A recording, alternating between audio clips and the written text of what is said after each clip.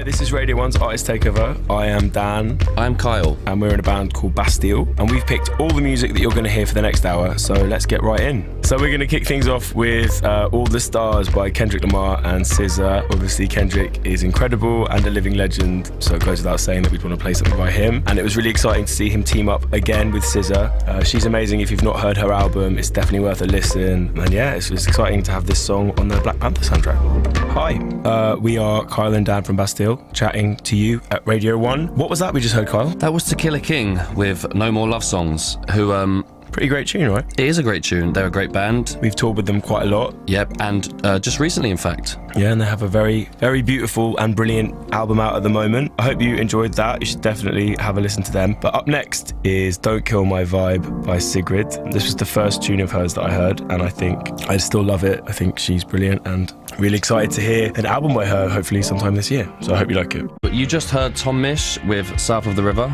and before that was Sampha with Blood on Me. Which is such an amazing tune. It is. From an amazing album as well.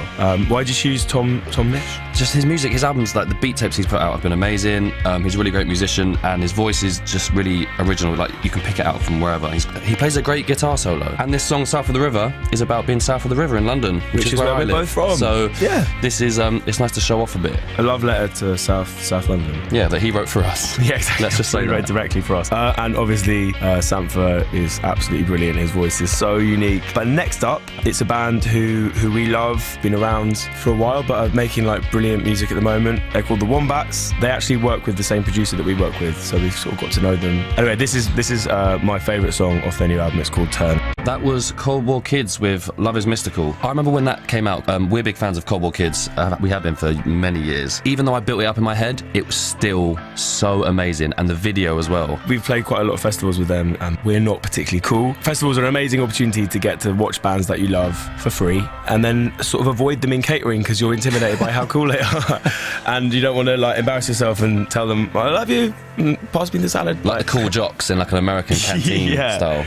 And prior to that was Queens of the Stone Age, Way You Used to Do, which was Woody's choice. Obviously, legendary band. We got to see them play a secret set at Reading last year, which was pretty amazing. Right, so soon we're going to play you Nikes by Frank Ocean. We were having a debate over whether it's Nikes or Nikes the other day, weren't you? I grew up saying Nike. Nikes was something that teachers and parents would say, but it is Nike because it's the goddess of victories, and Nike is her name. I was wrong. Frank Ocean, one of the most interesting and exciting artists alive at the moment. I love Blonde, and I remember we were actually doing festivals when it came out, and I think it came out at midnight, and I was sort of listening on the tour bus. I love that record. But before we play that, I got lost in my love of Frank. We're going to play... It happens often. It does, yeah. I just drifted off. Like, imagine me staring wistfully off out a window. We're going to play Mo and Diplo with Get It Right, which is just a big tune. It's really amazing, fun. with two incredible artists. Yeah, it makes me really happy, this song.